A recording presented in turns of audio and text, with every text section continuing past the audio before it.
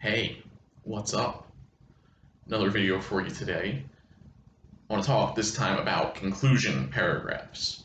Um, I know we hate these, right? I always think about them as similar to introductions because they're very annoying. We usually don't have a great idea of what we're supposed to say in them. And I think that the conclusion, especially, maybe more so than introduction, one of the biggest things students will always tell me is that they feel like they're repeating themselves over and over again, right? That they don't want to be repetitive. And I think for the conclusion, there's good reason for this, because what we've been told about a conclusion is that you're supposed to summarize your argument, right? Give a summary of your main points. And I think we've always kind of sensed that this is weird, and a strange thing to do, um, because like you just read the essay, like we're not writing essays that are that long. Like if you were writing an essay that was like 50 pages, I'd be like, okay, yeah, maybe have a paragraph where you just kind of summarize everything again. But for these shorter essays that we're writing, definitely for the 5 paragraph essays you might have written before, um, I think we were correct in feeling like summarizing again at that point was just being repetitive and not really adding anything. So I think I want to try to offer some things that we can do instead of just summarizing because I don't think that's the best way. Like, yes, like you do want to like reinforce your message, right? You do want to kind of like hammer home your argument one more time. But I don't think the way to do that is by summarizing the points that you've already made. So what can we do instead? I think a better way to think about conclusion paragraphs is that we can use them to tell the audience like why they should care about this argument. Why is it important? Why does any of this matter? Why should I give a shit if the argument that you've made in your essay is correct? It's like the conclusion paragraph is the last amount of time that you have with the reader. So I would think about it as like, what do you want them to go away from your essay thinking about? How should whatever you've said like impact their lives going forward, or impact like the way that they see the world, or whatever? But like, why was it not a waste of time for them to read this essay? I think the idea of like why should the reader care about what you're saying, I think it's a question that we've really kind of put off in writing in school because we all know that we're just doing it for a grade, right? I'm giving you an assignment for a grade, you're completing it for a grade, right? So in that kind of context, the question of why should someone care about what you're writing never really comes up. It's not, I'm paid to care about it. But I don't think that this is the way that's going to get us to the best essays, or the way that you're going to get the best grades on your essays. I think you have to have, I think I've mentioned this before about thinking about your audience, but I think you need to imagine an audience that is more than just me. I think you need to imagine, I would say for our class, since these are kind of like required classes we take at the beginning of college, I would suggest that you think of, your fellow students as your audience, or someone your own age, or someone like yourself, write for yourself, write for people similar to yourself who you'd be interested in, like reaching with your writing. And I think even though we're still doing this for a grade, I think having that approach will make the writing come off like more engaging and authentic and interesting and convincing also, because you're actually trying to make an argument that like you at least care about or believe. That's going to make a big difference. It really does.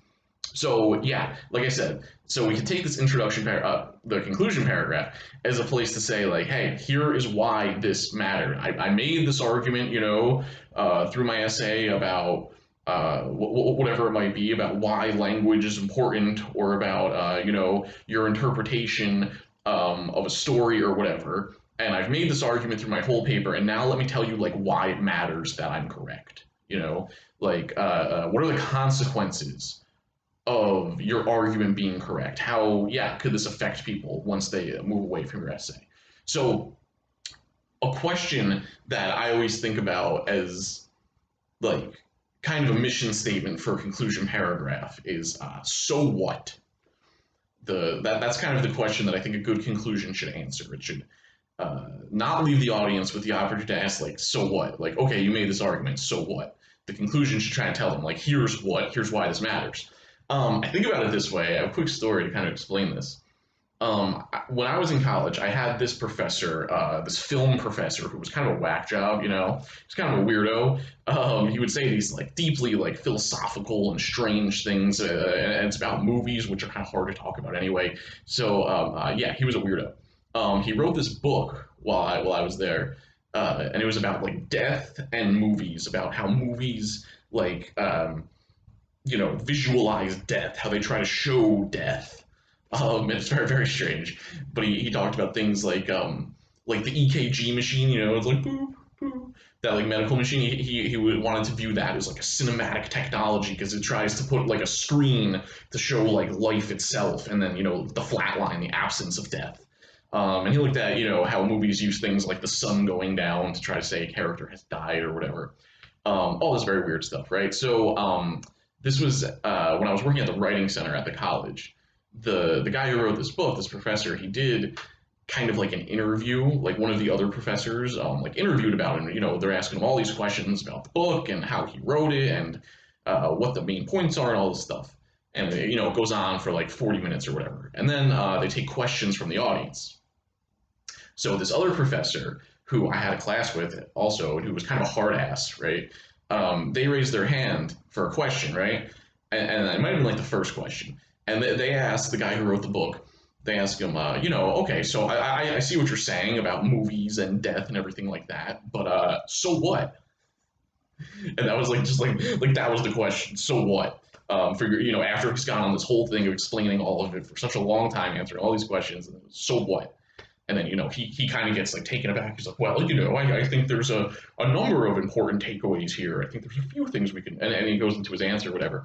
And then I remember after the thing, there was like coffee or like cookies or whatever. And I heard another professor say something like, I can't believe that she would ask that. Who says that?